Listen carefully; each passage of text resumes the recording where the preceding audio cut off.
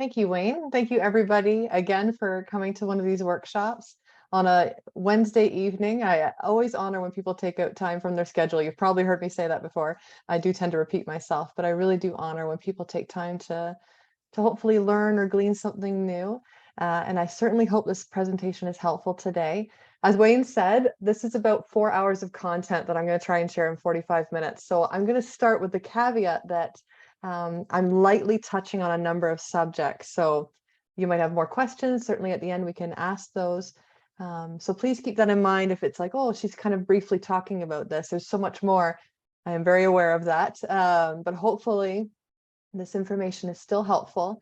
And there's going to be a resource as well. It's going to be made available for further information if that would be helpful. But as Wayne said, I'm Anne-Marie. I work in mental health. I'm a psychotherapist, and I love supporting people with mental health issues, helping them find ways to cope and to heal. And I also love supporting caregivers of people with mental health issues. I was told once early in my practice by a supervisor that if we were to take a plant or a tree and put it in soil for an hour a week, that's equivalent to someone with a mental health issue meeting with a counselor once a week. Sure, it's great, feels good, but for them to really thrive, they often need supports around them. And so that's why trainings like this I'm very passionate about, because if the general public is aware of how we can generally support people who struggle, it's going to help people start to heal. So whether it's at your job, your home, whether it's yourself or someone you love, I'm hopeful that this is meaningful information. I'm going to share my screen. I have a presentation, and hopefully that is coming through. It looks like it is. So this presentation is about helping those who struggle. And one thing that we've found is that caregiver burnout, compassion fatigue, it has a number of different names, vicarious trauma. It's very common when we care for someone in our family, a friend, someone at work even sometimes. When we care for someone, we can very easily deplete our own resources. If you're a natural helper, you might be exceptionally vulnerable to this because maybe you're the person your friends go to when you're having a hard time, or maybe you lead a small group and you tend to, just be aware of everybody who might be struggling with different things. And sometimes when we look at caring for people, we have to first look at caring for ourselves. I'm very realistic. I'm a mom, I'm a working professional. I know that there's not always a lot of time to take care of ourselves, but I plant the seed at the beginning of this presentation to keep yourself in mind. If you're attending today to learn about your own mental health or about someone else's, either way, I'm hopeful that you keep yourself in mind, because all of us can improve our mental and emotional well-being, and all of us need to take time to care of ourselves. So we've always said, in probably the last decade or so, that 1 in 3 people will develop a mental health issue at some point in their lifetime. 1 in 3. So quite frankly, if you yourself don't deal with mental health issues, you will know someone who does, as long as you know at least 2 other people. And we said this number before the pandemic. So we also believe that this number has actually gone up. I don't know what the current number is, but anxiety, for example, we believe has gone up by 40% because people have been through a very traumatic experience over the last 3 years. And everything about life has just been a bit harder, or a lot harder in some cases. So this presentation, I really do believe, is useful for most people, because all of us know somebody who struggles at some point in our lives. 1 in 3, at least 1 in 3. So a few years ago, I developed this model called the carer's approach. And the carer's approach is a way we can help people who struggle.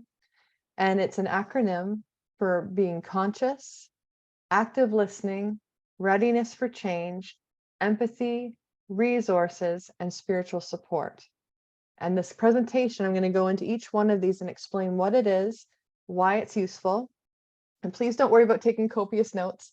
I actually have a handout on my website that covers this approach it dilutes it down in basic detail. And the presentation will also be made available through Wayne. He can email it. So conscious, active listening, readiness for change, empathy, resources, and spiritual support. And what this is it's basically, the hope was not everyone is a counselor, Not everyone is trained or has a degree in psychotherapy, but all of us can help people. All of us can help each other if we understand the basic principles. And this presentation is just that. It's like a first aid response for mental health. And I'm just going to share my screen again, and hopefully that's working. There we go.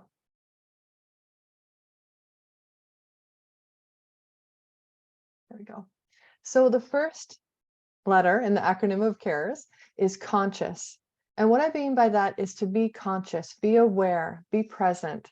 Sometimes when people fly under the radar when they're struggling, it's simply because we're busy. Sometimes we just don't notice, or we don't know what we're looking for. I met with someone recently. I do a lot of online therapy. So, I start the session and the person is right there in front of me. I can see their face. And I asked them how they were, and they said, fine. But I could tell everything about them was not fine. And so I said, how are you really doing? And they just melted. All I did was have to acknowledge that I saw more than what they were thinking they were showing. And it melted, and they had an emotional release, which they really needed. But that very person is going through their day-to-day life with family, with friends, with people at work, and no one has noticed that they're struggling. And that happens so easily because even well-meaning people, we're busy or we don't know what to look for. It might be hard to tell when someone's struggling. As therapists, we talk about a basic skill called being tuned in. So think of a radio dial and you're tuning to find the radio station. When we're tuned in, when the person is in front of us, someone in our life, we have a better sense of how they're really doing. We're aware of the signs that maybe they're not quite themselves. We're aware of, maybe that, it seems like something's off. I'm not sure what it is, but it's something that's piqued my curiosity. Maybe I want to ask how they're doing. And all of that starts with being conscious, being aware. So if we're going to help someone, we need to just know how to look for those signs. And that alone could be probably a 4-hour presentation. What are the signs and symptoms that people aren't doing well? So what I say to people is just one word to keep in mind when you're with people in your life and you're wondering, how are they doing? Or even for yourself. And that key word is disruption. So we all have anxiety. We all have anxious moments. In fact, anxiety is a useful thing. It helps me study harder for a test, or it helps me drive more cautiously in a winter storm. Anxiety is very healthy. But if that anxiety starts to disrupt my life, then we might be looking at a mental health issue. We might be looking at an emotional struggle. Is that anxiety causing me to not leave my house anymore? Is it preventing me from being able to go to work? Is it preventing me from having meaningful relationships? When anxiety disrupts my life, that means I'm struggling. When sadness, similarly, right? We all get sad from time to time, but is that sadness disrupting my life? So when we're being conscious and aware of signs and symptoms, you don't need to know, the 50 symptoms of psychosis or the 25 symptoms of anxiety. If all you recognize is something is disrupting this person's life, they don't quite seem like themselves, something is causing me curiosity and concern, that's you being conscious. And that is the first step to help people who struggle, so they don't fly under the radar and they can get the help they need. So listen to key words from them. Key words that people might say are things like, oh, I just don't feel like myself, or I just really struggling, or I'm losing my sense of hope or purpose. I just feel disconnected from myself. I feel disconnected from others. I'm worrying a lot. I'm not sleeping well. See, all these things I'm saying, you can hear the disruption. You can hear how that person is just not quite themselves. That's conscious. The next part of how we help people struggle is active listening. And I might be oversimplifying, but we actually believe in counseling that about 80% of our intervention is listening well. Because when we listen, we are actually holding space for people's pain. We're actually creating this safe place where people can emote, they can vent, or therapeutic release, as I like to call it. They can feel seen, they can feel heard, and that in and of itself can be healing. It's not necessarily a solution. It's not necessarily a skill or a coping mechanism that we're giving someone. But quite frankly, if skills are what healed people, we could all just grab a workbook and heal from anxiety, or we could, read a book or watch a YouTube video on depression and be okay. The truth is, we actually heal in community. We heal with each other, with a supportive environment, with safety and with love. So active listening in and of itself can be life-changing for people. I really like the Chinese language. I actually have been to China and I did a cultural exchange about 20 years ago, and I learned a little bit of Mandarin. And one of the beautiful things about Mandarin, about Chinese language, is that their characters, their words are pictures. And there's words within words because of the pictures. And the word for listen, which is on the screen right now, includes an ear. It includes the word you with eyes and undivided attention and heart. So basically the word for listen in Mandarin Chinese is use your eyes, use your ears, and listen with your heart with completely focused and undivided attention. And I think, yes, that is active listening. When we try to listen to someone, but we're looking at our phone, they're not going to feel heard. They're not going to feel supported. My son, he's a toddler, and sometimes he'll start acting out and I'll realize, oh, like he doesn't think I'm listening to him. I need to give him eye contact. I need to get on the floor and get at his level for a little bit. Eye contact is super powerful with active listening. I can see actually some of you, I see your little pictures as you're listening to me. And when people nod a little bit, that shows that we're listening. That's actually a skill, to nod a little bit every now and then, showing you're listening to someone. Leaning in is also an active listening, nonverbal. If I was to sit, if I had someone with me doing a counseling session, I was sort of sitting like this, that person's not going to feel very cared for. They're not going to feel like I'm listening very well. They might even think I'm in a bad mood. But if I'm leaning in, looking at them, making gentle eye contact, not too intense, if I'm nodding, they even say if we sort of put our hands near our ear, it's a sign that we're listening really well. So the nonverbals are part of active listening. Another part of active listening is paraphrasing. When you hear someone talking, sort of repeating and reflecting back what you hear in different words. Again, I could do a whole presentation on this, and I do have a handout that explains it in a little more detail.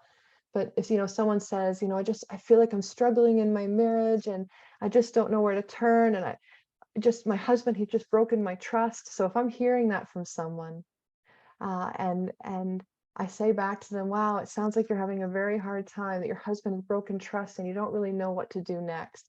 I'm sort of taken what they've said and I've paraphrased it and I've reflected it back at them. They're going to feel heard. They're going to feel supported. And if I'm wrong, sometimes we get it wrong. Sometimes we're not listening properly, or maybe they haven't been clear. They can correct me. No, Emery, that's not actually what I meant. I meant this. But even if I'm wrong, they're going to see the effort in me trying to listen. Never underestimate the power of listening. It really is an intervention of itself. Giving feedback, reflecting what you hear, checking in. Is this what you're saying? I'm not sure if I understand. Can you help me understand? Another way we can actively listen is saying things like, tell me more. It invites more from the person. If all we do is listen supportively, people are going to start to feel better. It won't take away the depression. It won't take away the anxiety, but it will start to help them feel more supported. It will help them feel less isolated, and it really can be quite therapeutic. There is a video on 6 tips for listening well. I'm not going to play it because I don't think there's going to be time, as well as some technology things. But you'll have that link that you'll be able to refer to. But it's called 6 Tips to Listen Well, if you ever want to Google it. And for the sake of time, I'm going to move on. But there really is so much more for active listening. But I'm planting a seed today. We knew that at the beginning. A lot to cover. Oh, and I also have a resource as well. I almost forgot, goodness me. So on my website, I have a resource page. I'm going to stop the share and share the website. And so this is a website for my counseling practice. And at the top, there's a tab that says resources. So if you were just to click there, there's a number of different handouts. We're always trying to add more. It's something I wish I had a lot more time to focus on. But on the very bottom, there is a resource called Listening to Pain. It's an ebook, 28 pages long, which is why I didn't send it to Wayne, because it's actually too big to send by email. So if you were to just go to my webpage and click it, it's completely free, and you don't have to, I think you have to enter your email just so you can get emailed the document, because it lives somewhere outside of my website. But I don't collect your emails. There's nothing weird like that. It's just a way to get that resource. And then I'm going to go back to the presentation, back and forth. And there's other resources there too, including one that describes what we're talking about today, the carer's approach, in case you want a handout for that. But Listening to Pain, it talks about all the different skills of how we can listen well and hold space for people's pain.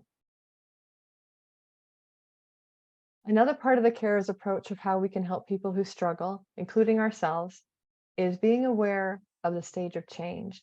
This is probably where even counselors really miss the mark sometimes. So if you have someone in your life who struggles, it's quite possible you've tried to help fix or try to help offer solutions. I do that too. You know, if I have someone in front of me who's desperately upset, I want to fix, I want to help them feel better, I want to take away their pain.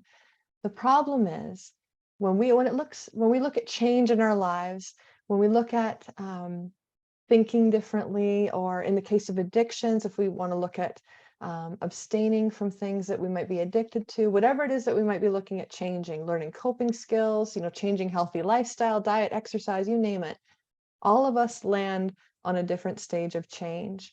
And so, for example, if I have someone who is not even thinking about change yet, that would be the pre-contemplation stage of change, the first yellow box there. That stage means I'm not even thinking I need to change yet. So if that person is not even thinking about, let's say, stopping using alcohol, but because I'm a helper, I want to help them at the action phase. You know, here's some strategies. Here's a information about AA, or here is a book on 10 steps to stop addictions, whatever it might be. Or here's a counselor, I don't know, whatever it might be that we're trying to give to help. It's going to create conflict. That person's going to put up a defensive wall because they're not even thinking about changing yet. They're not ready for action. Or even if they are ready, they're contemplating change. They're thinking, I just don't like how, my mental health is running my life currently, or I just don't like how I have to always turn to drugs to feel better. Maybe they want to change, but still action is still too far away for them. They're just starting to think about change. So what we do as a caregiver, as someone who's using the carer's approach to helping, is we're aware of where are people at in their change journey. Are they ready for help? Are they just thinking about it? Or are they not even thinking about it yet? And we adjust our approach to meet that person where they're at. That's going to help us have a more successful intervention. So if someone's not even thinking about change, I need to sort of delicately address it by planting seeds. If somebody's thinking about change, then I talk to them about the pros and cons of change. I talk to them about their values. I talk to them about different things so that we can help move them towards preparing for the change. If they're preparing for change, I can help them with like resources and research, and listen to them go through the pros and cons, and listen to them, be a sounding board for them as they're figuring out how they want to navigate this new opportunity, this new way to heal or to cope or to change their lifestyle. And if they're in action phase, I'm right there with them. Let's do this. I have a handout on this on my website in that same spot I just showed you. So I'm not going to click on that link, but this document is called Readiness for Change. And so if you want to learn, how do I help somebody who's pre-contemplative? How do I help someone who's preparing for change? It gives a brief synopsis how to do that. So again, this is just light touching, but I'm planting the seed because maybe there's someone you love and you've been trying to help them, but you feel like there's a lot of conflict. Maybe it's hurting your relationship. This happens to well-meaning people all the time, but simply because we're trying to meet them from a helper perspective, we're trying to create action, and they're, maybe just contemplating. They're not quite ready yet. But as we meet people where they're at, they slowly start to migrate toward change. That's the amazing thing. And I've seen it happen hundreds of times. When we meet people where they're at, non-judgmentally, we see change start to happen. because then the defenses aren't up. So their energy isn't on building a wall, their energy is on contemplating change. If we meet them where they're at, they don't need the wall, walls come down, then they can move forward. It's actually quite profound seeing it happen in real time. Empathy. You're going to notice that I say each one is a key or each one is so important because they really are. So if you can't remember all of the carers approach at the end of this and you just pick one, like I'm going to be more conscious of people around me who might be struggling, or I'm going to practice better active listening. Even if you just pick any one of them, it's amazing. And I'm going to say that empathy might be one of the most important ones, because empathy is just so healing in and of itself, similar to listening. People don't care how much we know until they know how much we care.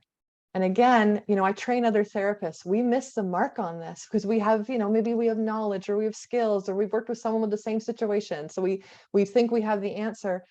But until we empathize with a person, there's going to be no trusting relationship. And without a trusting relationship in therapy, there's no progress. Trusting relationship is the #1 predictor of a good outcome in counseling. Not the approach, not the style, not the tools, not the knowledge. A trusting, therapeutic, supportive, non-judgmental relationship is what helps people heal. And so if we have empathy, which is basically taking the glasses of someone else and putting them on and trying to see the world through their eyes, that person's going to feel loved, supported, cared for, and it's going to help set them up for healing. So what does empathy look like? There's actually a really good video on this that I 100% recommend that every human being watch. I'm not going to show it during this presentation, but it's by Brené Brown. Her name is on the screen there. If you just Google Brené Brown empathy, the video will come up. It's 6 minutes long. It's a little cartoon. It's just such a good educational device of what is empathy? How do I empathize? How do I frame my words in a way that sounds empathetic, not sympathetic? Sympathetic is when we have pity for people. Empathy is when we understand people and we validate how they might feel. An example I often give, and I throw my husband under the bus for this, but if I was to come home from work one day after having a very difficult and challenging day at work, and he were to look at me and say, "Anne-Marie, how you doing?" And I said, "Oh, this happened, and oh, my boss did this, and then I just had to deal with this, and then my computer wouldn't work." And so I rattled off a very hard day.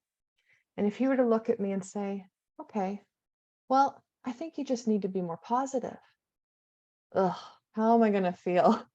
I'm going to be pretty angry. I'm not going to feel heard. I'm not going to feel supported. I'm not looking for advice. I've just come through the door. I've just explained what a horrible day I had. All I want is for him to validate me. All I want to hear is, "I'm so sorry you had a hard day, sweetheart." That's it. That's all I need. And if I heard that, if all I hear is, "I'm so sorry you had a hard day." Oh, thank you. Yeah, I did have a hard day. It's what helps us melt. It's what helps diffuse that anger or tension or frustration or sadness. It might even make me cry depending on the day and my hormones at that time. But that is what can unlock healing for people, even in a micro moment. Teenagers, so many parents get this wrong with teenagers and teenager struggles. This whole presentation can be helpful for teenagers, right? Their brains are developing. They've got hormones. They don't know who they are yet. Every teenager struggles. And teenagers need to be validated. Parents mean well, and we offer solutions and we offer advice and we give them chores to do, or we help them find a job and we help them adult and become a human being. All that's great. But they also need to be validated first. "I'm sorry you're having a hard time with your friends at school. Tell me more about that." "I'm sorry you've been so anxious. It sounds like you're really struggling." "Oh, yeah, I am, Mom. Thanks." Like it might sound so simple. You might be thinking, "Anne-Marie, it's more complex having a teenager than that." You're right. You're not wrong if that's what you're thinking. But if we validate, we are starting to win that battle. We're starting to help people feel connected. My son is in the terrific 3s. And this works even with toddlers, because he's learned to say, "Mama, I'm so upset." So instead of tantrums, he says, he can name his emotions. And I just validate them and empathize. I'm sorry you're upset, sweetheart. Tell me what's making you upset. Tell me about it. And I do a little microtherapy session with my son. I'm not his therapist, but this is a skill that mamas and daddas can use. It's a skill we can use with family in any shape or form, with friends. And it just helps people feel heard and cared for. I could go on about empathy. I could go on about any of these for a very long time because they are very powerful ways to help people. So again, if all you take today is empathy, that could help people in your life who are struggling. Empathize with yourself. It can also be internalized in a really meaningful way. I teach people, put your hand on your heart and say something like, it's okay to feel anxious. We all feel anxious sometimes. I'm safe and I'm loved and I'm going to get through this. Oh, yeah, I'm allowed to be anxious. That's self-empathy, that's self-validation. And when we name an emotion, we tame an emotion. So even that can diffuse some of that tension. I'm hoping this is making sense. We can certainly review and ask questions at the end. So in the carer's approach, we have the second R, which is resources. And I've got a lot of information I'm about to share. Because we want to be conscious, we want to be aware of people who are struggling. We want to do active listening and listen well. We want to be aware of where they're at in the stages of change, so we meet them at their level. We align with where they're at, not too far ahead, not too far behind, but right where they're at. And we want to empathize. And all of that can then prepare us to share resources. Because like I said, people don't care how much you know until they know how much you care. Once they know you care, often they want to know what you know. If in the case of my husband and not giving me advice, but instead saying, I'm so sorry you had a hard day, then I'm going to feel a little bit better. And I might say, Tim, what do you think I should do? I might actually ask for advice because I've already felt heard. I feel cared for. I feel empathized. He listened. He supported me. He gave me grace. And so now I might say, okay, I'm actually ready for some advice. We want to give people advice because we love them. We want to take away their pain. We want to help. Or maybe sometimes it's people are hurting us. If some people we love because they're frustrated or upset, sometimes it gets taken out on us. Sometimes we need boundaries. But generally speaking, if we help people, they're going to feel cared for. They might ask for advice. So that's where it can be helpful to have resources to be able to give people. And there's lots of different types of resources. I at the beginning, before the presentation started, I heard the suggestion to do a presentation on resources. And that's a very good suggestion because there are so many resources out there. Sometimes people don't know where to turn, where to start. There are immediate crisis interventions for somebody's in a mental health crisis and needs help right away. There's also long-term support available. So maybe they're not in crisis anymore, but maybe they want to meet with a counselor long-term to start their healing journey. There are local mental health agencies all over Canada. There are crisis call lines. I worked with one for a time that are available 24/7. Other resources could be more informal resources like speaking to their pastor or a guidance counselor at school or another healthy mentor in their life. And then there's also resources that are skills that you can provide. So I'm going to go into more detail with these. So one type of resource, which is really useful in today's world, are apps. And a lot of people I work with use apps in their day-to-day life to help them do work between sessions. And on the screen, I've got a number of them there. I don't know if you can see them depending on the size of your device, but one is called Mind Shift. Another one is Headspace. I highly recommend Headspace. They have really good, useful, 2-minute, 3-minute meditation exercises, breathing exercises, little tiny videos on a coping mechanism or other skill. The self-help anxiety management app called SAM. Booster Buddy is a really good one for youth. Super Better is another really good one for young people. And Dailyo. Dailyo is really good because it gives you daily things to do, but it also tracks your wellness. And I've found people find that one helpful because they sort of find patterns in their life. So for example, someone might say, oh, wow, because of Dailyo, I've recognized I really struggle on Thursdays. And it actually really highlighted to them that by Thursday, they're feeling really tired. Friday, they feel alive again because the weekend's coming. So they're finding ways to cope on Thursdays to get through a difficult day for themselves. Lots of talking makes me thirsty. So apps for your phone or your tablet can be useful tools for yourself or for someone else. I use Headspace myself. I just find it a helpful prompt. I'm not very good at deep breathing on my own. I need something to guide me. So Headspace is good for that. Headspace also has a YouTube channel with lots of videos on different techniques. So if you want to learn, if you want to have some tools in your tool belt, this is something I would recommend as Headspace.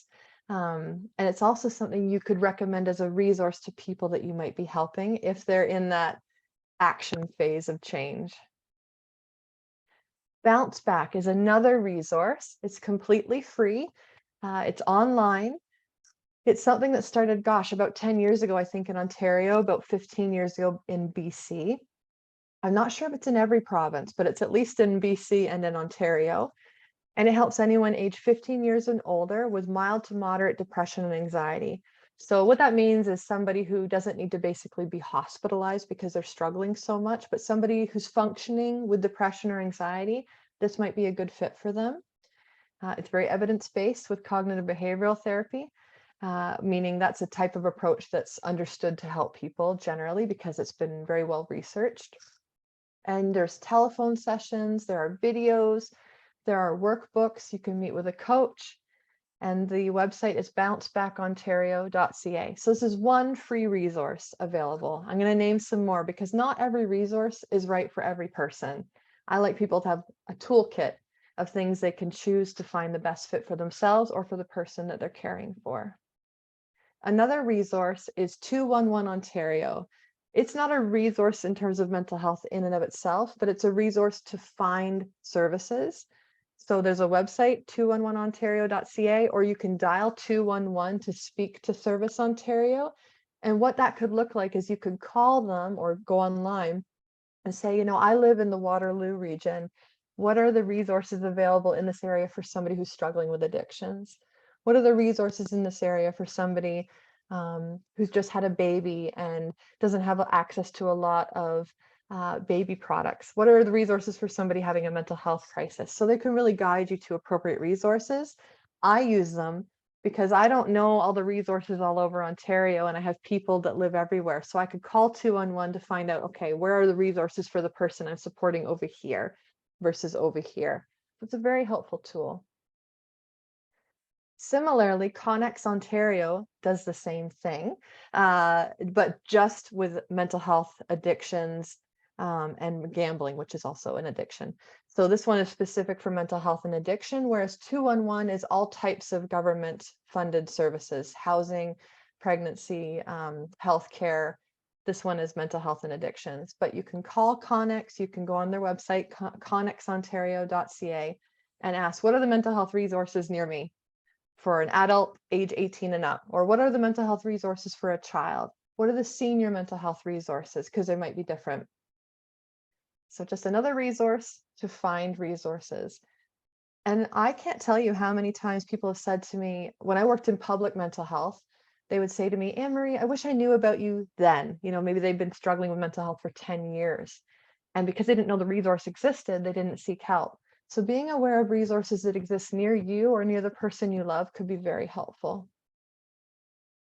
And this one, Wayne provided this one because he's more aware of the resources where you guys are or where his church is than I am. Here 24/7 is a resource for addictions, mental health, and crisis services in Waterloo and Wellington area. And from what I understand, I did read their website and I included the verbiage on my presentation. They're like a gateway into services. They're like an intake of 11 different agencies where you could possibly get support. So they might be a helpful resource if you live in that area for you or the person that you're supporting, where you don't really know where to turn, you don't really know where to start.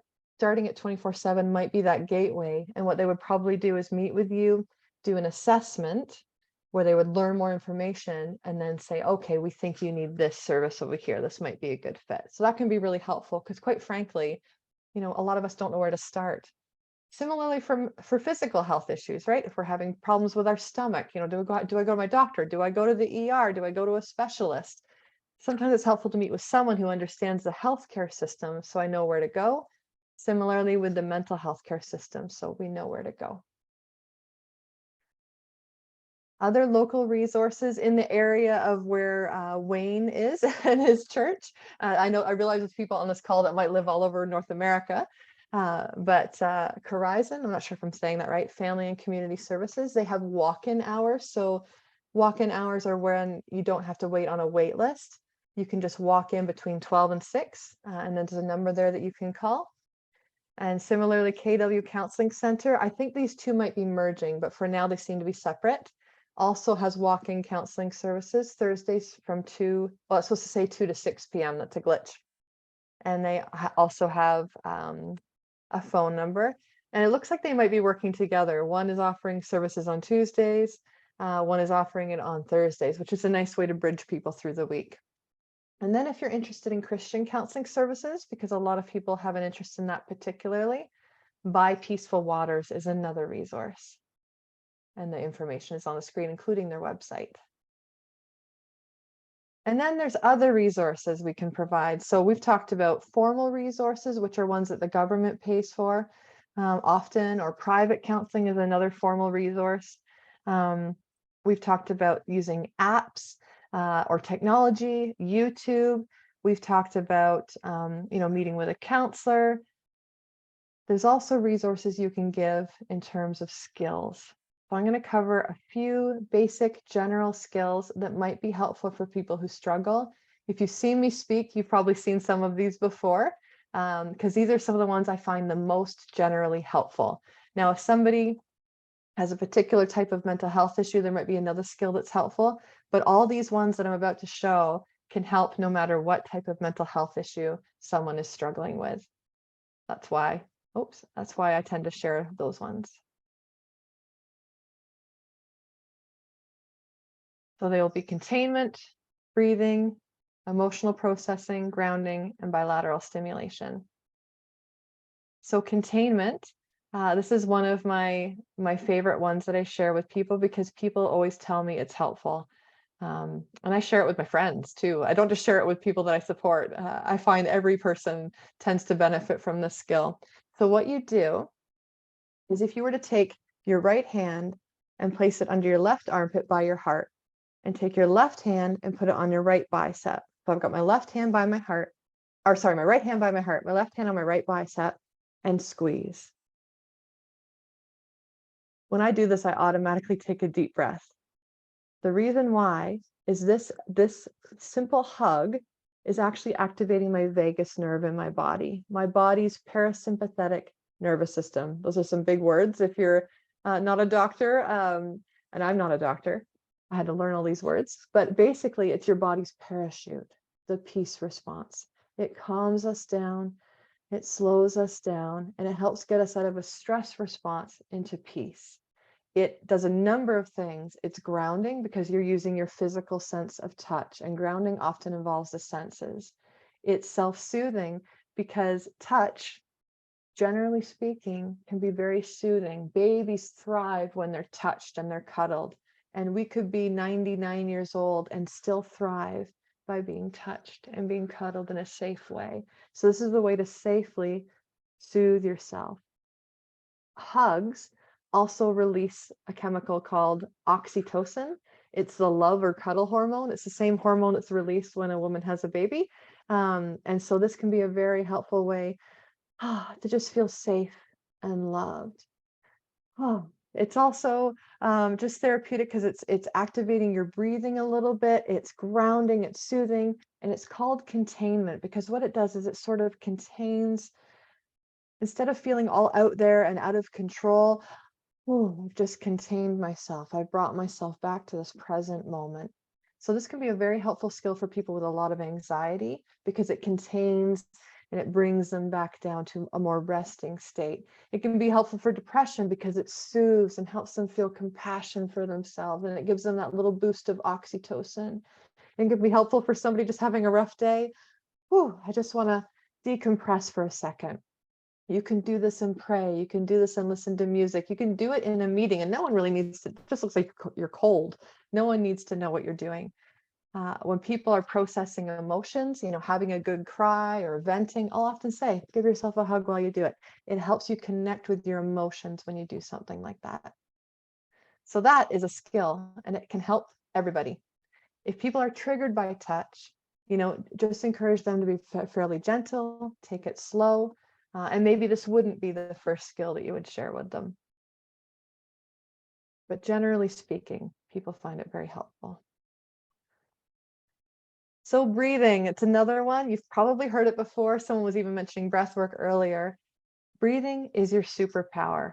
And if you've heard it before and you think this is very simple, please bear with me, because sometimes people don't fully understand the power of breath. So deep breathing is not just helpful when you're stressed. People will try to deep breathe and regulate their breath so they feel less stressed. That does help, but it's more about building the muscle that helps. So deep breathing when you're not stressed, building that muscle can help people regulate their nervous system, regulate their emotions, whether it's depression or anxiety or any type of mental health struggle. The key is extending the exhale.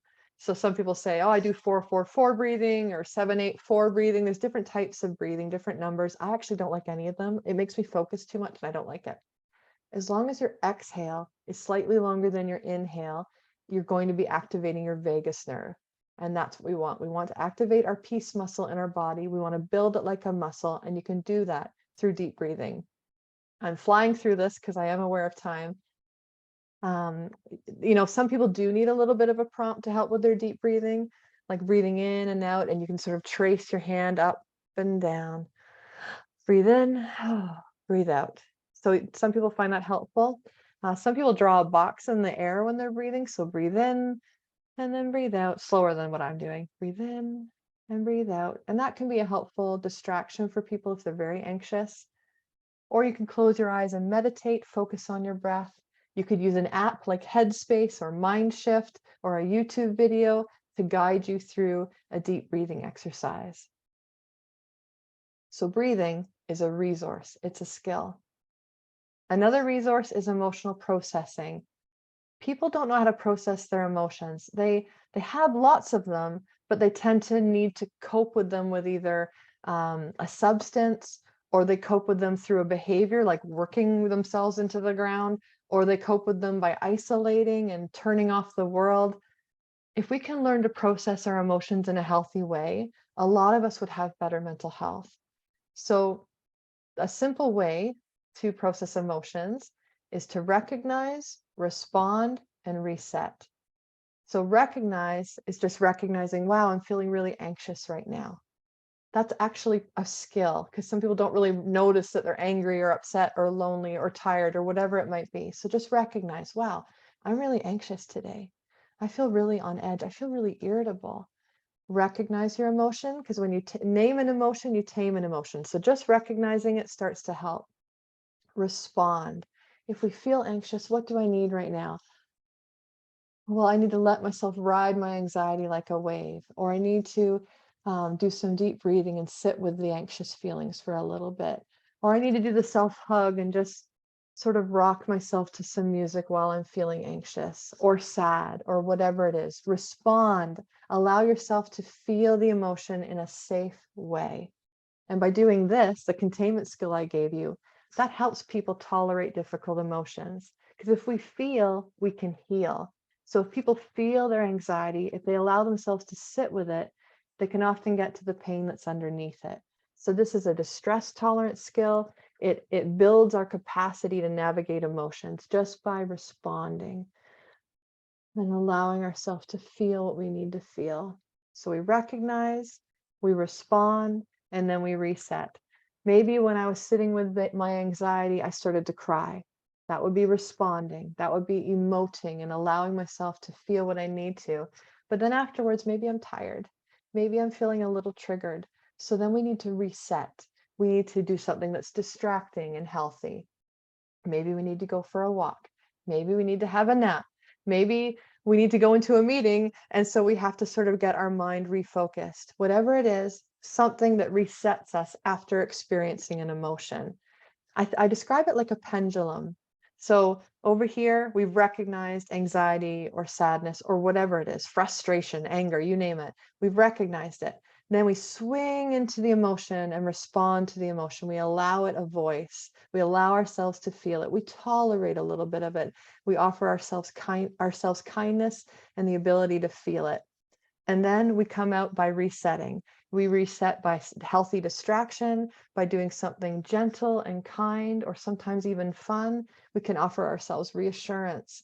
We can offer ourselves self-kindness statements like, I'm proud of you for feeling that emotion. I'm here. It's okay. You're safe. You know, if you believe in God, I do. I'll say things like, thank you, God, that you are with me. Thank you that you take away this pain. Thank you that you comfort me.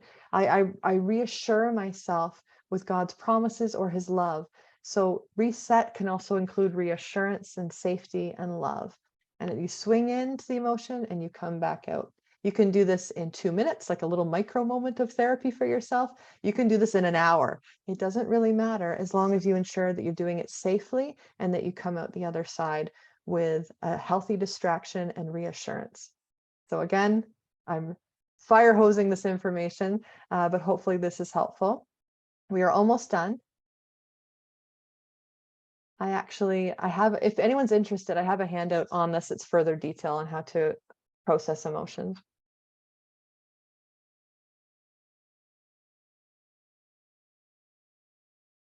I've got some grounding skills on here. So everybody can benefit from having a grounding skill or two in their back pocket. You know, whether it's counting backwards from 100 by sevens. What it does is it sort of shifts our mind out of what we were worrying about or thinking about or ruminating on, which just happens a lot with depression. So, you know, counting backwards from 193, 86, whatever it is, and keep going, it makes me think, right? So that can be a helpful grounding skill. These are all cognitive grounding skills, describing the steps of an activity that you do well, spelling your name backwards or somebody else, listing your favorites, different restaurants, animals, foods, naming things in categories. These are cognitive grounding skills. And you will get copies of this, so you don't have to take too many notes. There's also grounding using your senses, which is a very powerful way to be grounded because our senses are the gateway to the present moment.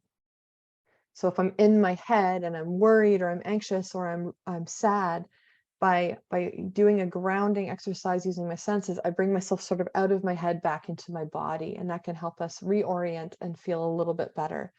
Listening to music, holding a grounding object, something that you can rub. Sorry, I'm going to lose my voice. Savor a sour candy or a mint. That actually sort of jolts our nervous system in a really good way and can help people who struggle with anxiety when they savor a sour candy or a mint. Chewing gum actually can help with anxiety because when we create saliva, we actually put our body back in a peace response. There's a lot to that one. It's actually in one of my earlier presentations with this group. Clap your hands and rub them together and just feel that tingling sensation. Clench your hands really hard and then release. All these are ways to ground ourselves. Drawing circles on your thighs. These might be tools that you give to someone as a resource, or maybe you'll use them yourself. And then the last tool is bilateral stimulation. This one is a way that we can heal from trauma. So people heal from trauma through counseling, but people can also heal from trauma through very physical somatic exercises, they're called. And this one, all we do is we do the butterfly. So you take your right hand, put it on your left collarbone and your other one on the right side, and simply just do a butterfly movement back and forth. So simple, so meaningful. Because what's happening is my right hemisphere is saying, why is your right hand touching your left side? And my left hemisphere is saying, why is her right hand touching? Like, why is the left hand on the right and why is the right hand on the left? And what it's doing is it's getting my hemispheres of my brain to communicate. Some people, when they do this, they actually feel a tingling sensation in their midbrain. And what it's doing is it's actually healing the brain from trauma. Because when we go through trauma, our brain gets very rigid, very compartmentalized. And to heal, we need to get flexible again. We need to do neuroplasticity. Talk therapy can help with that a bit, but actually exercises like this can be more helpful. So I'll tell people, sit in a recliner, get comfy, and maybe do this while you listen to music. You can do it while you watch a TV show. You can do it while you're listening to a presentation. And just start small, just to make sure that it doesn't, I don't really know if I've ever found it triggers anyone, but some people find it like a little bit like it makes them restless maybe. But maybe just try it small bits to see if it's helpful or offer it to someone and see if they find it helpful. But it can literally heal our brain. So simple, but so helpful. So these are tools that you all now have in your toolkit. Maybe you have more. Everybody is their own expert and often will pick up tools that they find are helpful. The last part of the CARES model for helping others is spiritual support. And I put this one out there, no matter your faith, research has shown us that people who have a belief system tend to be more resilient because what happens is they have hope. And when we have hope, we can heal from trauma, we can heal from mental health issues. Having hope literally starts to heal our brain because you actually have to be creative to have hope. And creativity creates flexibility, which heals the rigidity. I'm using lots of words here, but it heals the rigidity of our brain when we have hope. And spiritual support can help with that. And that might look like different things for different people. I find it so meaningful if people come around me and pray for me. It might look like talking to someone like Wayne or a spiritual mentor. It might mean doing a meditation exercise or a mindfulness exercise that's spiritual. It might mean praying to God and pouring out your heart to Him. Whatever it is, spiritual support can be helpful. I think that's why we're even all here today, is the fact that Wayne and his ministry has put on workshops like this, which I think is very meaningful. So that is part of the CARES approach to helping that I never want to minimize, because research literally shows us that faith, that hope, and spiritual support can help people heal from mental health issues. It can help them on their journey as part of the puzzle, the very complex puzzle, but it's part of the puzzle. And almost, there we go. And that is the presentation. I apologize, I went a little bit over. I will stay online for questions, but if you want to stay in touch, if you want to learn more, I do have an Instagram page at MyMindJoy. I'm also on YouTube and Facebook with MindJoy Counseling and Training. And the website is mindjoycounseling.com, where those resources are on the resource tab. There's also a couple of videos there if you want to learn more about nervous system regulation. I love pumping out free resources so that people can get the help that they need. But thank you, Wayne. Thank you, everybody. And I guess we will open up the floor for questions.